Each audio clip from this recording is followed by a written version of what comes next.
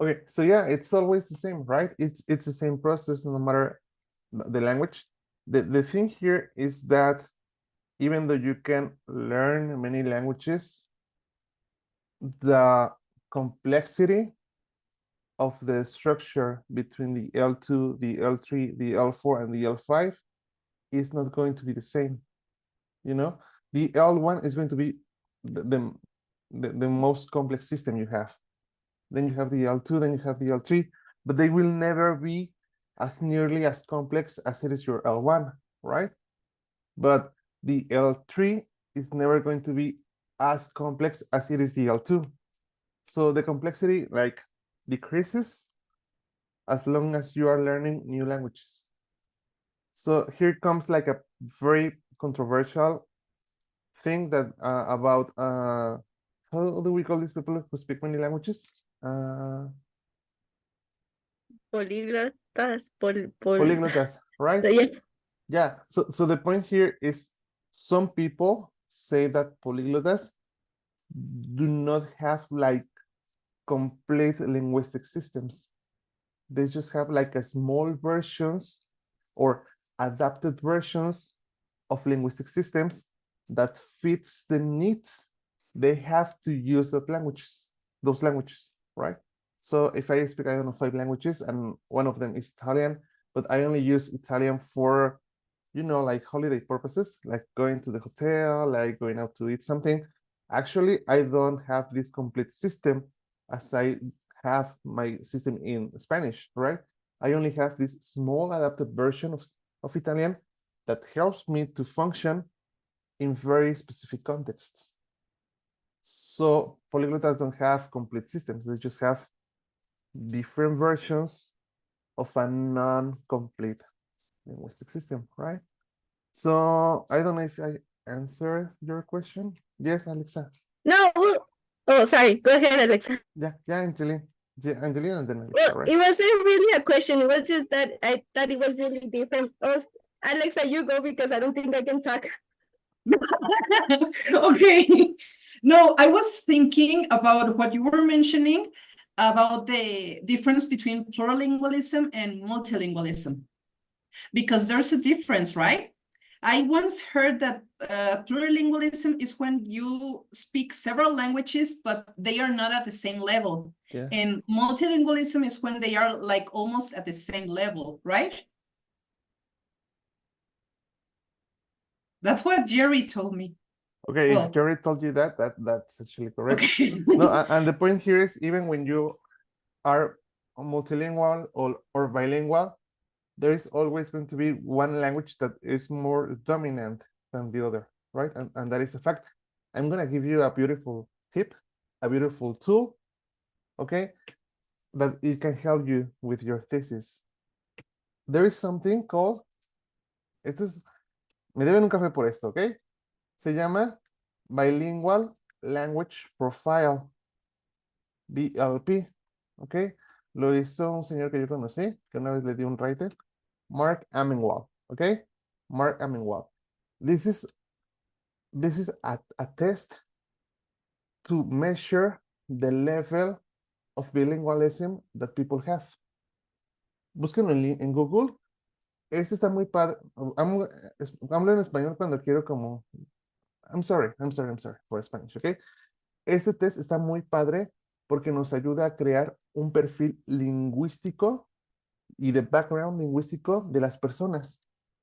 Es decir, qué tanto uso la L1 y la L2, ¿no? Por ejemplo, te hace preguntas de si has ido a Estados Unidos, en el caso del inglés, si has vivido en Estados Unidos, has estudiado en Estados Unidos, cuántas horas a la semana hablas inglés, con quién hablas inglés, like to measure, like how often you use the L2 and the L1, all right, and your experience with both languages, and at the end, it gives you a profile of your level of bilingualism in 2 languages. Este está muy padre, por ejemplo, porque generalmente en la tesis ustedes en algún punto van a escribir a los participantes, ¿no? Y por ejemplo, a lo mejor van a querer saber su contacto y su experiencia con la L2. Este es un instrumento ya hecho, que les ayuda a ustedes a obtener toda esa información demográfica, pero demográfica lingüística de las personas. Yo les recomiendo, en verdad, denle de repente que tengan un ratito, una leída, está hermoso. Les voy a pasar el link aquí directamente en el chat. Y es eso, es cuando queremos para la tesis crear un perfil de los participantes. Use this one. Check it, está gratis, lo pueden copiar a su Google Drive, pueden descargar el Google Forms, you can modify it, it's beautiful, okay? And the point here, it was to mention that it can, well, we never have like the same level, right? Of the L1 and the L2. One is more dominant than the other, okay? Yes, so this is the tip. Me deben un café, eh? Yeah? Okay, very good. So now, after reading, can you compare like the thoughts you have about ESL before and after? And are they totally different or partially different? What you thought SLA was and what you know now that SLA is? Yes, what are like the similarities and the differences between your opinions at the beginning and now? Anyone, right? You can participate. No? Well, maybe me. I'm sorry. I feel like I'm talking a lot. No, Oh, it's okay. sorry. I had to turn off my camera because I start feeding the baby. Okay, no, it's okay.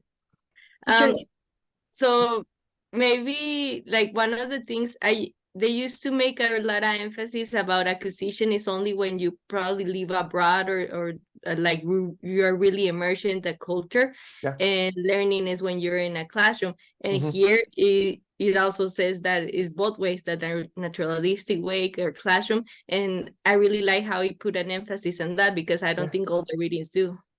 Yeah, actually, that's a very good point. I'm gonna tell you a tip, okay?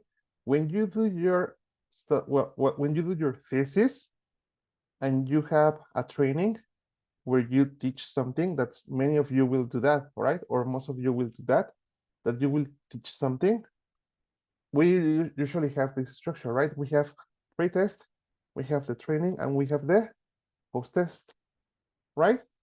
So when my students improve in the post-test, that's learning, okay? And then when I test my students in new contexts with new tasks, that it is something that I didn't teach, but what I taught helps them to achieve these new tasks in these new contexts, that's acquisition. And it is in the classroom, as Angeline said. Yeah, so yeah, it can actually happen in the classroom. Angeline, that's a beautiful comment, thank you. Yeah, so that's a myth, right? That only living abroad leads to acquisition. What else? Yes, Gabby. Coming from what Angie said, actually, I was thinking about because I took this class before in the bachelor's. Yeah. And what I remember, what we read, they really made a big like separation between both concepts. Yeah. Like, no, they're not the same, and they cannot be like. There was something they said, and I remember I was a bit like confused. Yes. They said like learning, like acquisition cannot be related to learning, something like that. Yeah. And actually, from my experience, because I always say I actually acquired English rather than learn it, because I never took a class. Yes. That's why I was like really confused. And when I read these articles, it made a lot of sense that they need to be related at some point. Yeah. That they don't have to be separated one from the other. Yeah. Because if not, like at some point there's going to be a lack on something. And how are you going to help your students improve everything if you make like this big difference? I don't know if that makes sense. Yeah, it does actually. Well, that's thought that learning doesn't come, well, cannot be related to acquisition. It's actually related to the fact that people assume that, for example, adults cannot acquire a language, right? Because we have, do you remember from your linguistic classes that Chomsky proposed we have this LAD, the language acquisition device, right? When we are babies and infants, we have it like working very well.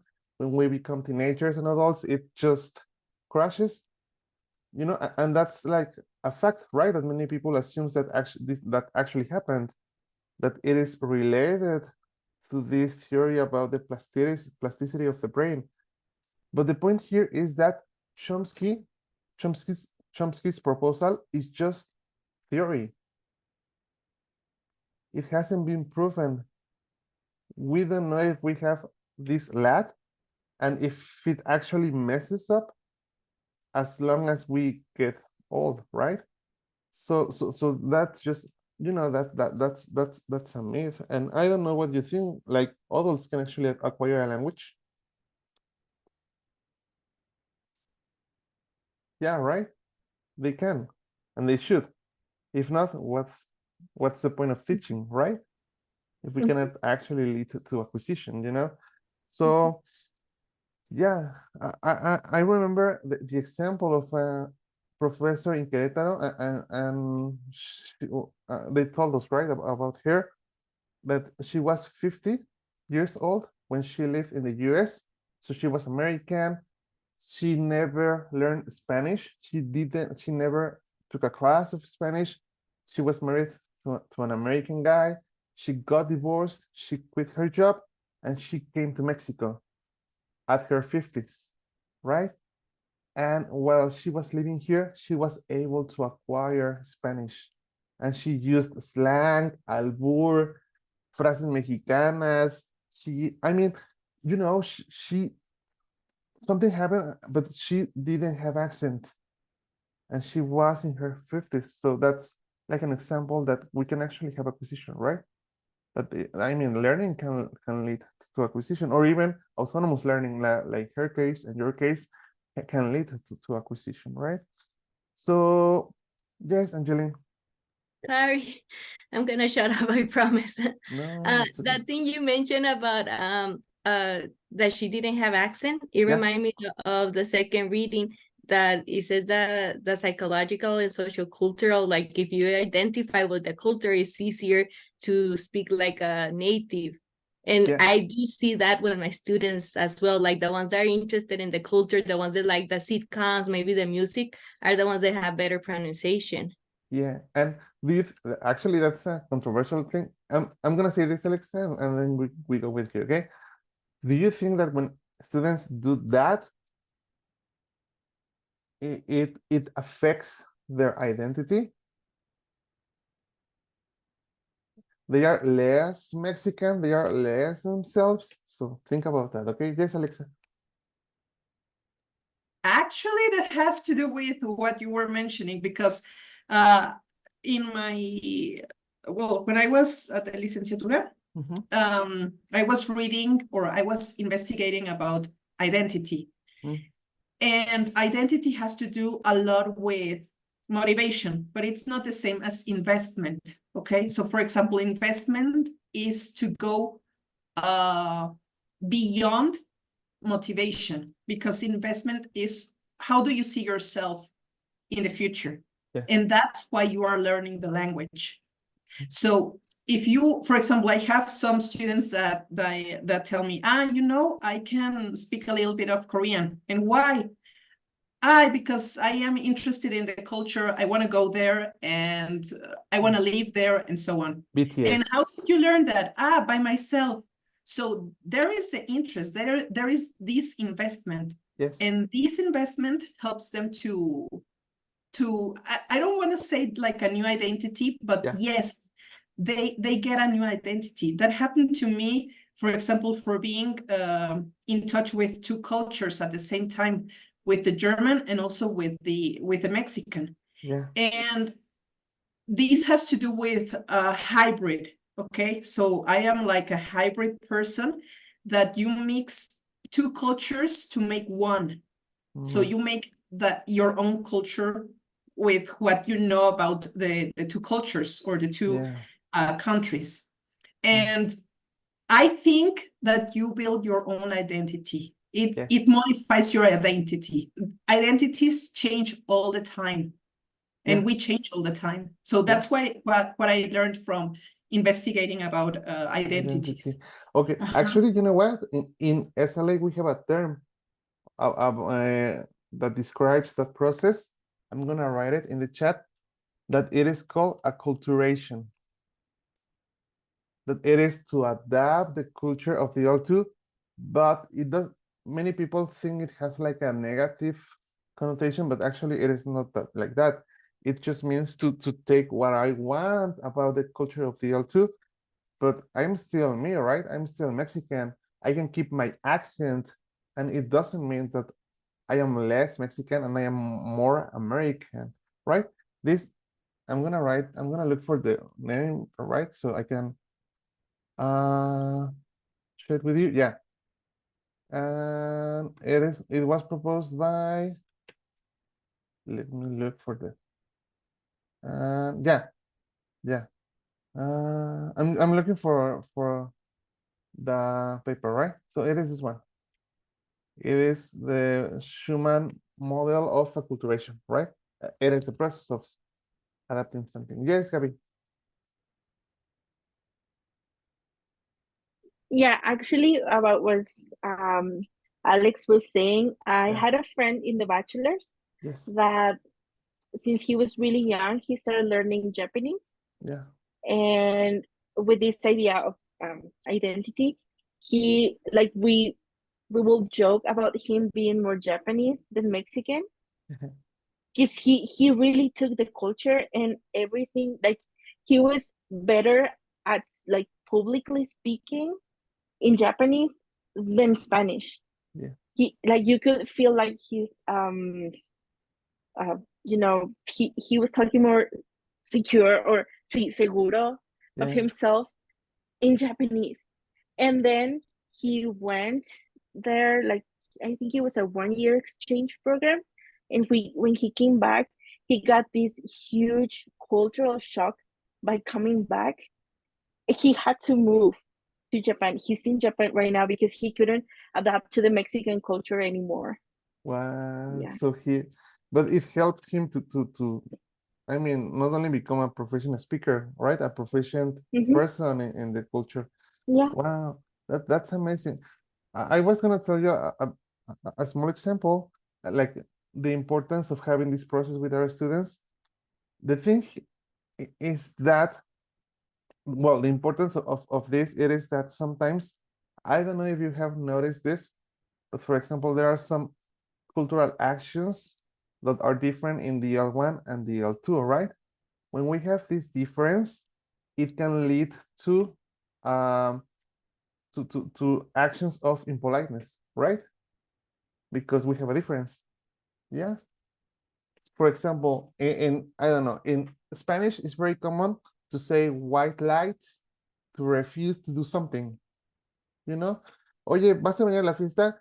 No, es que voy a ir al doctor. Pero está sano. Ah, pero es que voy a ir al doctor. And that's a white light.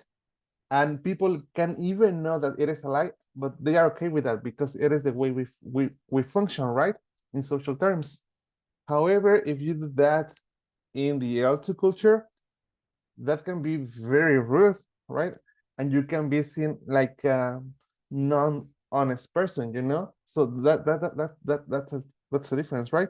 The point here is that when my students are not aware of these cultural differences, they can be impolite without, like, unconsciously. They do not choose to be impolite. They are just being impolite because they don't know how people function in the L2. When we actually help our students in the process of acculturation to know the cultural differences, similarities, how people behave, how people speak, the tone of voice, even you know, like this gestures, everything. My the point of pragmatics and teaching culture is that my students can make conscious decisions about how they want to behave and how they want to be in the L2. That's the point of teaching pragmatics and culture. That my students have the right to make decisions and not just make decisions that they are not aware of, that they are making of. I don't know if the point was clear, I'm sorry. When I talk about pragmatics, me pierden, ¿eh? Me pierden y me tienen que regresar, ¿ok? So I don't know, no sé si fue claro el punto. You can tell me if it wasn't. Jan, was it clear? Yes, Jimena, okay. Okay, thank you, yeah. Regrésenme, okay? Okay, so now, okay, so I think we have had like a pretty nice discussion. So, like, all in all, we have a different view now about SLA, right? And I think it was Lou's paper that said that it is not about teaching, right? It is about students, right? And the process of learning. But it is like a cause-consequence effect, right?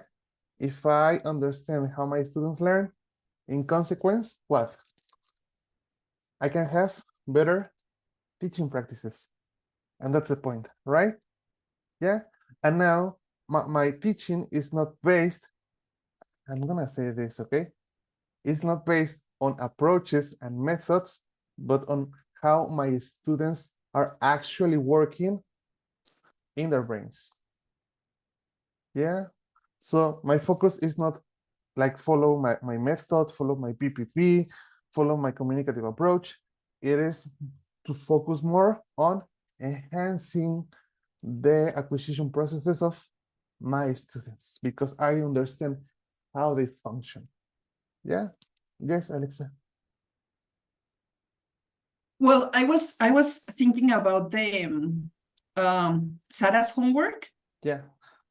I think it's also related to your subject because okay, we have the different methods and the communicative and the grammar, and there's a mixture about everything. Yeah. But I think that if you know your students, you know how to guide them. And I mean, with guiding them, you can use also this, like, for example, the task-based or the content-based or whatever it is. And you can make a mixture of, like Kumara Madivelu said, right? He said that all the approaches and all the methods are correct. And depending on your students, what they know and how they are and so on, you can do whatever you want in your classes, right? So Okay. I don't know if it's related to that because yeah, it's not teaching, but you have also to teach them because Yeah. you cannot leave them like Yeah. that. No, yeah. So in the classroom, you have to guide them because, for example, in my case, I have students that are first semester students and they have this high school chip in their heads. Okay. Yeah. So they are getting acquainted with university and how it works and so on. And I'm always taking care of, okay, how do they think? What do they need? And so on. So for example, I made my class based on what they know. And they were like, oh my goodness, Miss, I came out of your class and it's like, I'm thinking, and with the other teachers, I don't think. And I was like, oh my goodness, why no? And it's because of the teacher that is guiding them. And they tell me, I understand with you because you are talking in my language, not like the other teachers that they always give me the books and I don't understand anything. So we also have to get into their level. And that's sometimes different for us because we know the language, we know the subject, we know everything, and they don't. So they are starting. So it has also to do with that, no?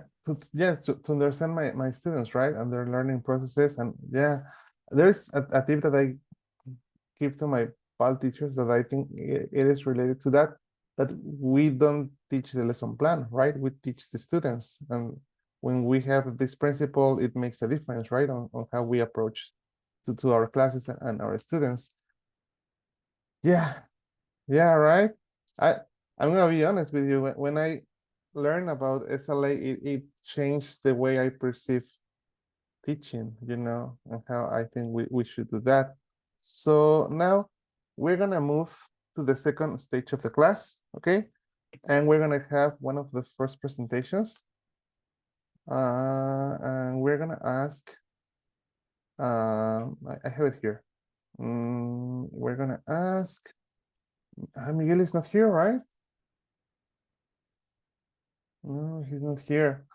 Okay, we're gonna ask, okay, we're gonna ask Luz to present the article of guiding principles, okay? Luz, are you prepared?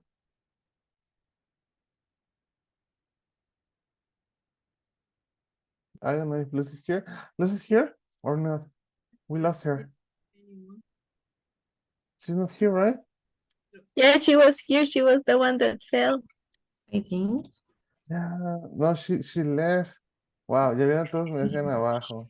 Wow. Maybe she lost connection. We should ask her maybe in the group on our group. Ah, y yo dije, esta generación de le van a ser mis leales, no me van a dejar abajo. Y miren, primera clase, you came. Okay, wow. Okay, we can wait for her. In the meantime, I had something prepared. Okay. So, Están wow. teniendo problemas con la luz, dice Miguel y Luz. Okay. Mensajillo. They live in the same city, right? Yeah. Okay. So, okay. So before we go with Luz and while we wait her, we're gonna do something, okay? We're gonna have a small discussion, but in teams, okay? Yes. So, okay. Let me share it with you. I have it. Let me just look for it. Yeah, I have it here, okay? So I'm gonna ask you that in pairs, please discuss these points, okay? And okay, so please discuss them in pairs, in small teams or small teams, and then we can come back and you can report your findings, okay? So I'm gonna share you the presentation so you can have it. And let me just.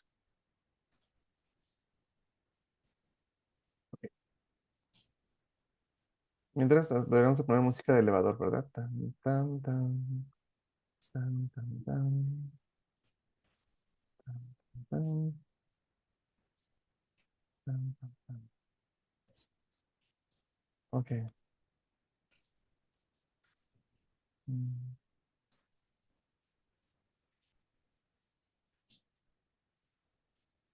No, después de cuando quieren que todo funcione, todo se traba. It happens to me. So, miren, ya se trabó.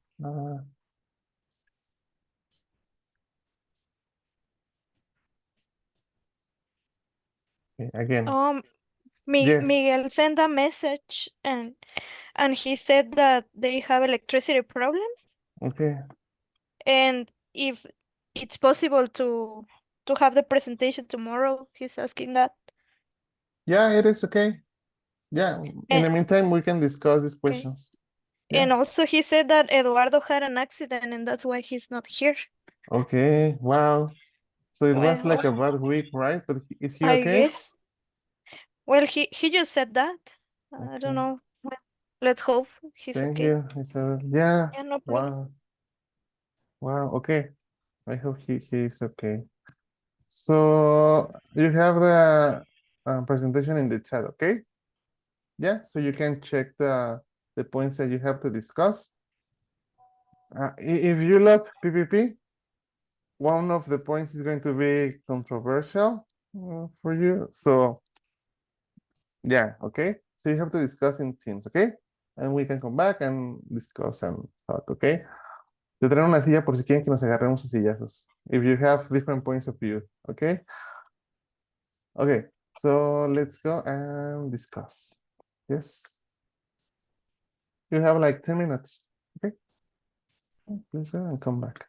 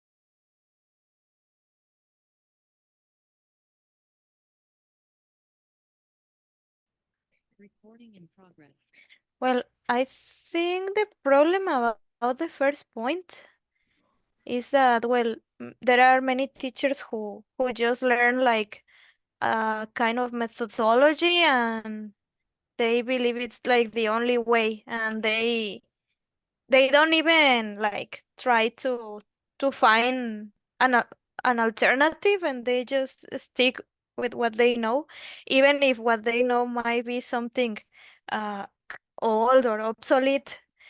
And especially with, well, when you have taught for many years, you notice how generations change, and of course you cannot teach the same way.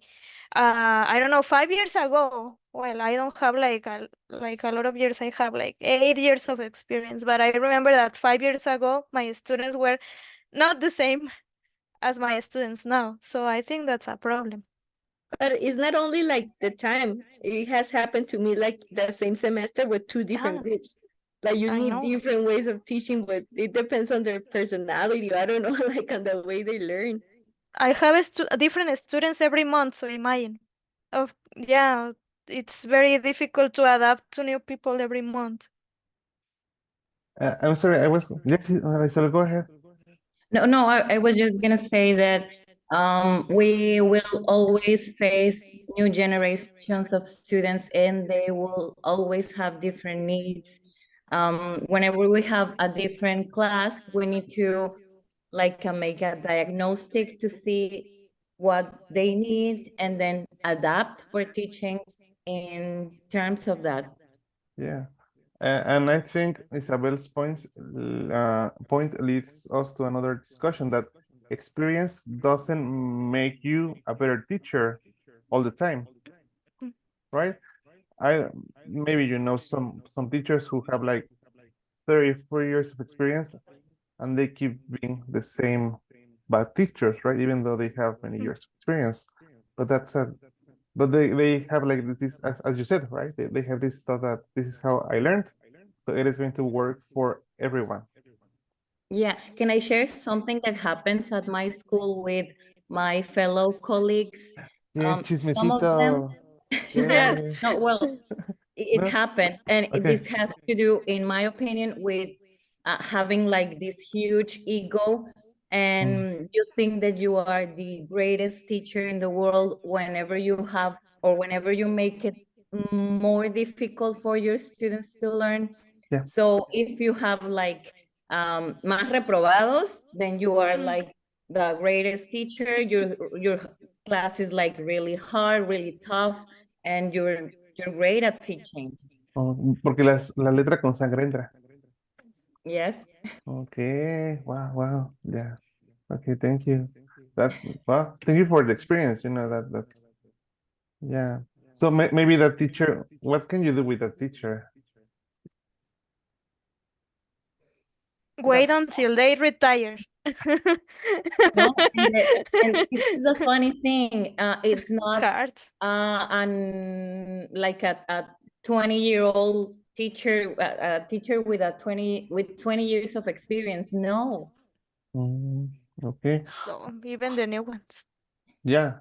Actually, That's a problem. maybe the new ones are very tough on students sometimes. I don't know why, but they, for example, they stick to PPP, to these methods that are related to have very effective control management, but not in a good way, right? But in the way to keep students quiet all the time. I don't know. But yeah, It's yeah. because they're young and they don't want, like, they want to establish respect. And since they look young, well, that's my experience Mm. with my coworkers. Like, they want to establish respect, and since they look young, they don't want them to, I don't know, they don't want certain interactions. And also because um they don't want them to surpass them. I have noticed that their egos are so big that they want to be the best and they don't want their students to surpass them. Okay. Well, It maybe it's big. I was thinking about you said, Angeline. They are like with this teaching persona, right? Where you only have a face. No, I'm sorry, like a mask, right? Where you pretend to be like this teacher and only the teacher, and you keep distance with the students, and they are just developing themselves to become the teachers they want to be, more authentic, more genuine. Actually, that's a research topic. Wow. Okay. Yeah, that can be a research topic, right? Okay. So I'm not gonna interrupt you anymore. Please keep discussing, okay? Okay. So are we discussing A, B, and C, right? Yeah, I guess we are going to be. No? Yes. Do you have, I mean, if we don't have anything else left for A, we can go to B. Well, just to say something very fast about what you were saying, it's funny because the teachers at my school are like the opposite. The new teachers want to be like the student's friend, and they are like The students were like, they were just listening. Mhm. And he said to the students, you know, guys, this is the way you can learn, and go and Google some music, some lyrics, and this is the way I learn. So this is the way you are going to learn too. And I was like, oh my gosh. And the students were like really, you know, they are teens, like they are between 15 and 18 years old, and they were like very apathic, you know, and like that was the longest hour in my life. So I didn't know that kind of teachers existed, but yeah, Mhm. they Yeah. do.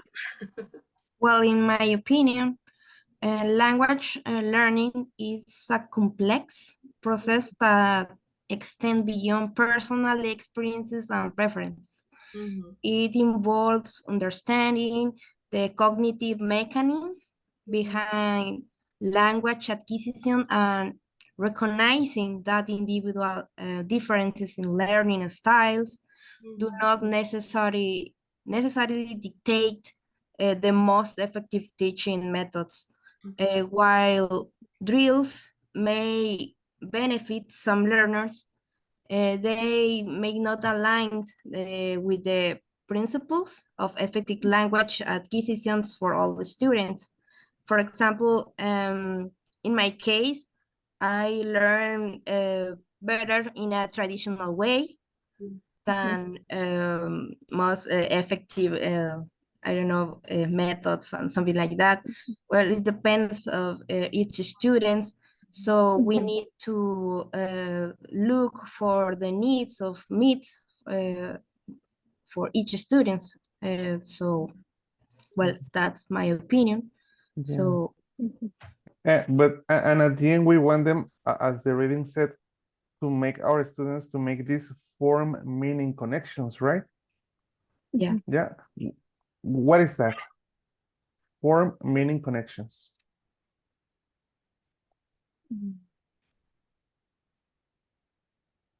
Can you repeat that? Yes.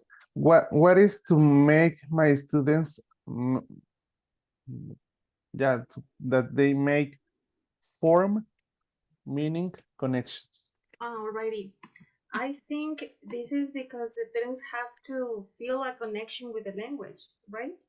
Like they are acquainted to the context. Yeah, kind of. Yeah. Do you have a similar opinion, Gabby and Sophie? Yeah. Yeah, I always think about aprendizaje significativo. Yeah. Like if it doesn't mean anything to you, nothing will happen. Okay, Mhm. okay. And Sophie? Yeah. You can please Yes. repeat the What question. is to make my students make, that they make themselves form meaning connections in the language? When they leave the language, Form? when they practice the language. Form meaning connections.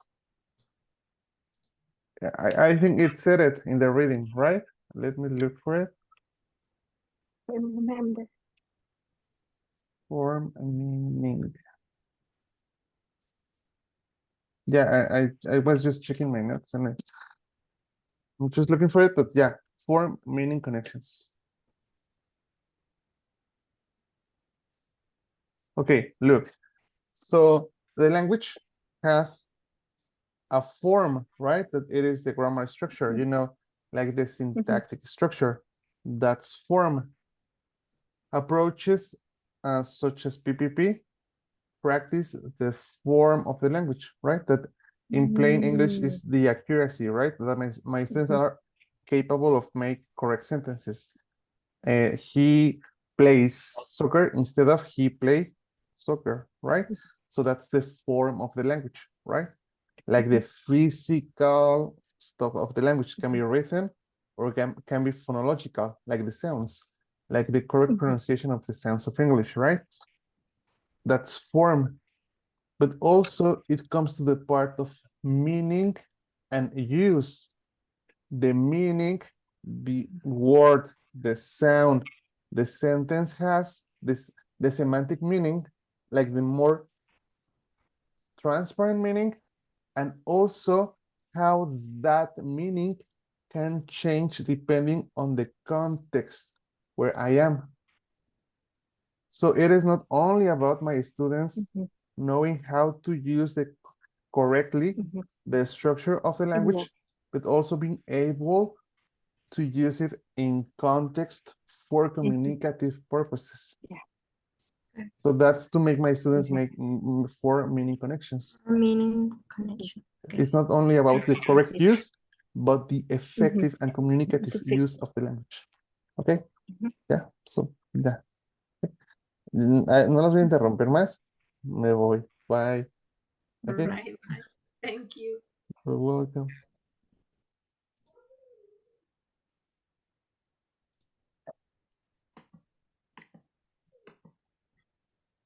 All right. And there is the other one, right? Yeah. B. Some scholars have suggested But I didn't finish. Yeah. What do you remember from it? Escucha esa parte. I'm sorry. To be honest, I didn't check it, to be honest with you. Esa lectura, la de... The last point. Yeah. No, o la lectura. Yeah, the reading.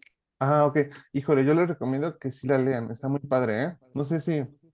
Ok, Marisa no la leíste, ¿verdad? Not really. No, ok. Yeah. Angie, ok. I started it before class, but I didn't finish it. Ok, yo sí les recomiendo que la lean. Está muy padre, está muy clarificador en muchos sentidos. O sea, it's a must, ¿ok? Okay. Me equivoqué de breakout room. Iba al 1. I'm sorry.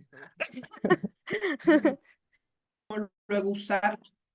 ¡Ay! ¿Qué es esto? ¿Qué? ¿Nos están grabando? No. Continue, think so. continue. Yeah, keep talking. We should keep Okay. talking. Yeah. Ok. Y eso era lo que decían esas lecturas de Sara, que no solamente es el input, sino que también es la explicación, ¿no?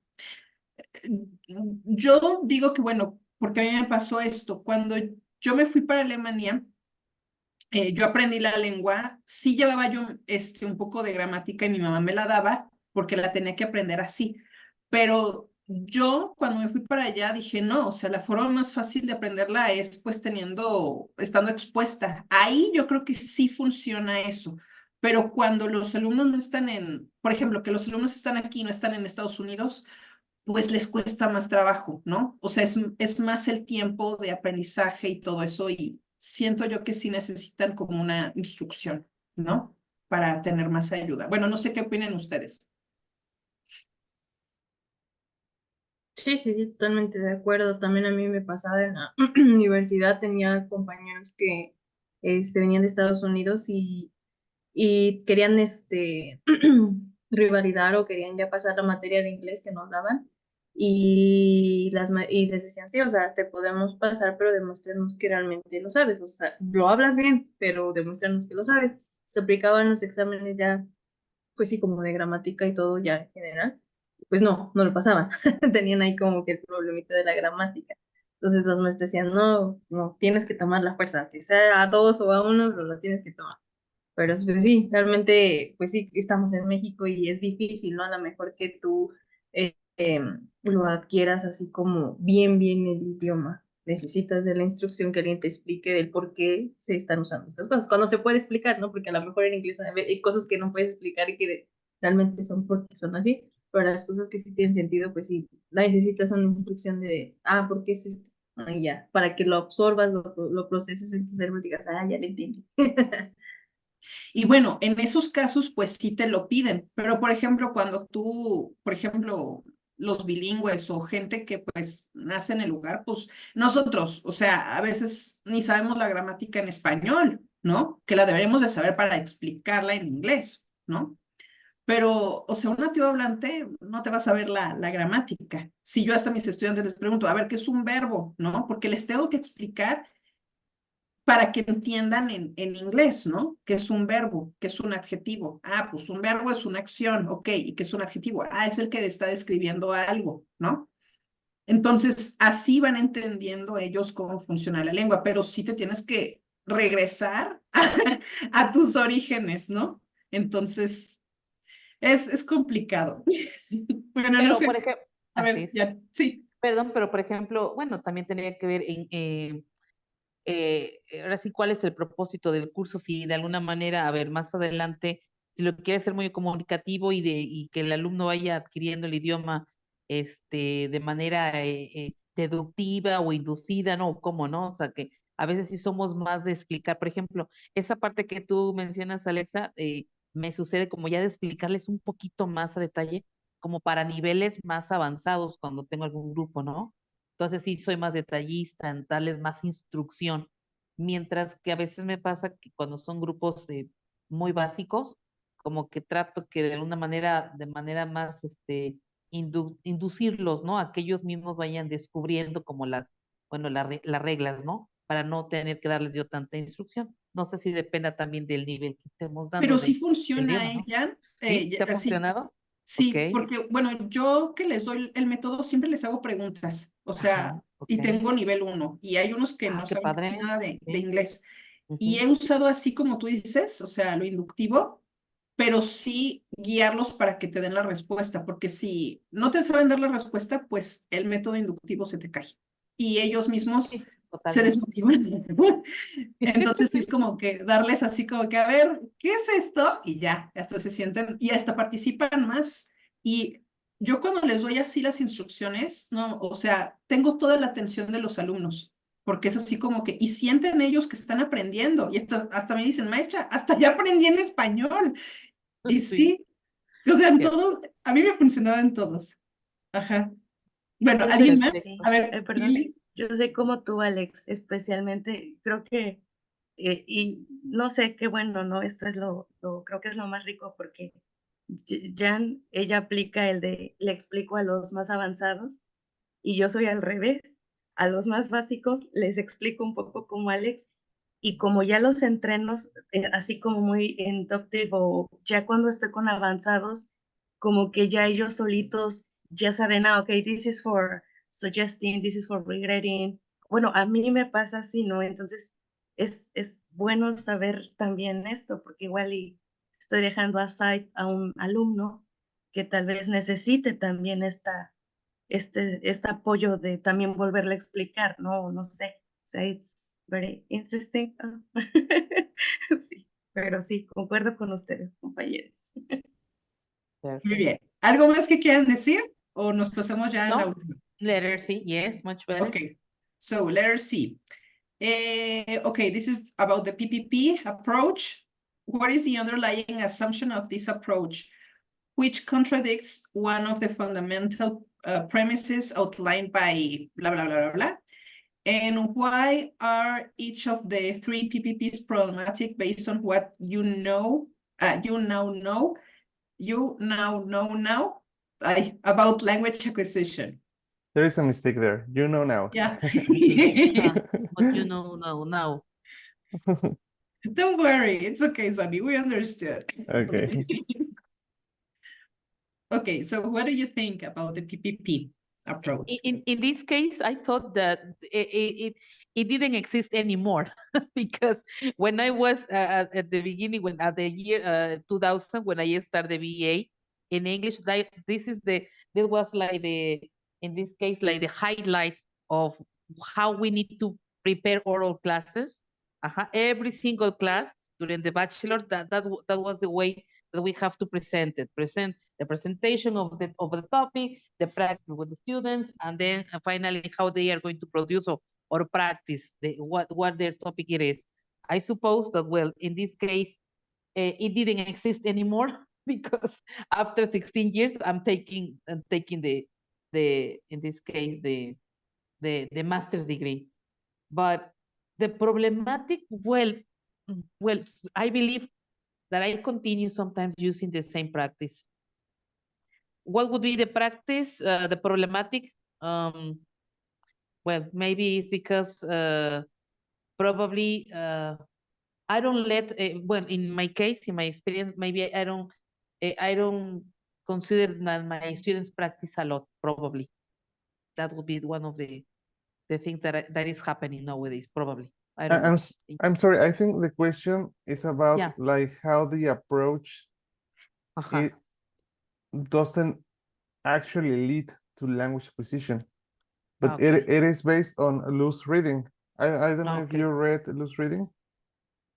About the It's called guiding principles, right? Did you read it? No? Not really. No, not yet. No. I have it here. I have it right Okay. here. Yo, About the language textbooks. ya, yo les recomiendo que la lean porque, o sea, está muy padre la lectura que va a presentar Luz mañana. Y Ok. entonces ahí la cosa es que nos presenta como principios de proceso de adquisición de lengua y esos principios se contraponen en naturaleza con lo que nos propone PPP, ¿no? Porque nos dice el capítulo que el punto fundamental de la enseñanza es que los alumnos hagan conexión forma-significado, ¿no? Es decir, que sean capaces de usar correctamente en términos gramaticales la lengua, ¿no? Pensando en términos de accuracy, pero que además sean capaces no solo de hacerlo desde el punto de vista gramaticalmente correcto, sino que entiendan qué significa esa estructura a nivel semántico, en su significado más puro, pero además que sean capaces de usarlo en diferentes contextos y que sepan además cómo usar esos recursos lingüísticos para transmitir información o intenciones, ¿no? Entonces nos dice que no es solamente quedarse en el plano gramatical, sino llevarlo al plano semántico, pragmático y discursivo, que al final de cuentas es como funcionamos normalmente, ¿no? No pensamos solamente en términos gramaticales, sino siempre lo que hacemos tiene un propósito, una intención, nos adecuamos al contexto, ¿no? No, a lo mejor en unos contextos decimos I'm sorry, en otros sí decimos I apologize, pero es porque ya entendemos que esa estructura gramatical en un contexto es adecuada, pero en otro contexto no puede servir, ¿no? Porque el contexto nos hace adecuarnos lingüísticamente, ¿no? Entonces, pues yo les recomiendo que lo lean la lectura. Está cortita, ¿verdad, Alex? Lo hacen como en unos 20 minutos, yo creo, media hora. Sí, sí, está bien, corta, sí. no está larga. Sí, pero pues, Algo que también, ahorita que decía Sony de lo de meaning, ajá, también en las lecturas de esta Sara venía que antes de dar la structure, bueno, la form, que sí, es lo que esta Larson Freeman dice que form, meaning and use, que debemos de tenerlo. sí. Precisamente en los libros estos, no me acuerdo en cuál fue, hay de tantos que leía ni sé, pero ahí dice que debes de darlo primero el meaning y después el form, para que ellos hagan la conexión de qué es lo que significa y todo eso. Yo, por ejemplo, hoy que llevé a cabo lo de mi experimento, yo primero, bueno, contextualicé toda la clase, ¿no? Y les puse un contexto que tenía que ver con ellos, que estaba relacionado con ellos, pero sí les di como el meaning. No les di así el ejemplo tal cual, sino que ellos llegaban al ejemplo conforme lo iban produciendo. Ajá. Y ya después de sus ejemplos, de ahí ya me basé en lo de la estructura para que analizaran ellos mismos. Y siento yo que entendieron de una manera mejor. Ajá. Y dijeron, no, es que es que entendí por qué se usaba esto y no sé qué. Tengo que checar cómo fue como la producción, porque sí hice un task-based, pero también les puse un poquito de control practice y free practice para checar, ¿sí? Para checar si habían entendido o no. Ok. Ajá. O sea, la práctica era para que practicaran todavía un Ujú, poquito más y la production era para ver qué tanto podían. Y lo que yo vi no ujú, fue que no entendían, sino que fue difícil aplicar los comparatives en el contexto que yo les estaba dando. ujú, Entonces dijeron, ay, maestra, sí está de pensarle. Y les dije, claro, porque pues no en cualquier situación la puedes usar esto, lo de los comparatives, ¿no? ujú, Entonces dijeron, ay, es cierto, no se puede. Entonces como que hicieron el clic de que no, aquí no puedo usar, por ejemplo, el as, sino que tenían que usar, por ejemplo, el more than o el bigger than o eso, ¿no? ujú. Entonces ya decía, no, es que esta estructura ya no la puedo usar aquí. No, entonces, ¿cómo cambiarías la lengua para que encajara en esto? Porque piensan en Entonces, términos de meaning, no en términos de exacto. ¿Eh? gramatical. O sea, piensan en términos de meaning, no en términos de forma, ¿no? Ajá, Ujú, exacto. ok. Está O muy sea, estaba padre. ligado el form con el meaning, porque Con- de todas maneras tenían que usar la Sí, estructura bien, exacto. ¿no? Pero el meaning es el que lleva a al correcto uso del form y no al revés, Exacto, ¿no? Y esta exacto. parte me parece crucial porque entonces los alumnos conceptualizan que la lengua es un vehículo de comunicación, Ajá, principalmente, para transmitir ajá. significados, ¿no? Sí, y de hecho estaban usándola porque también tenía el uso, ¿no? Y sabían, porque entendían por qué debían de usarlo dentro de ese uso, ¿no? Ok, O ok. sea, eso fue lo que yo Sí, vi. entiendo. Ok. A ver si no salen puras porquerías de eso. Ok, Ay, ok, bueno, los dejo, pero recomendada la lectura, ¿ok? Si no les gusta, yo les debo un café. Si les gusta, me deben un panecito, porque ya me deben un café, para que yo tenga un café panecito. ¿Ok?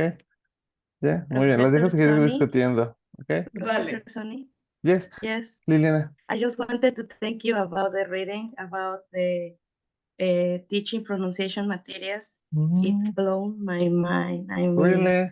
yeah, Oh, you like, I mean, yeah, yes. because my textbooks are based on those Mm-hmm, old things, mm-hmm. and I think that pronunciation now, from now to on, I think that I will be giving more attention to pronunciation. I Thank mean, you. I won't use my books because they are, I mean, they are old, but I mean, they don't Eh, work.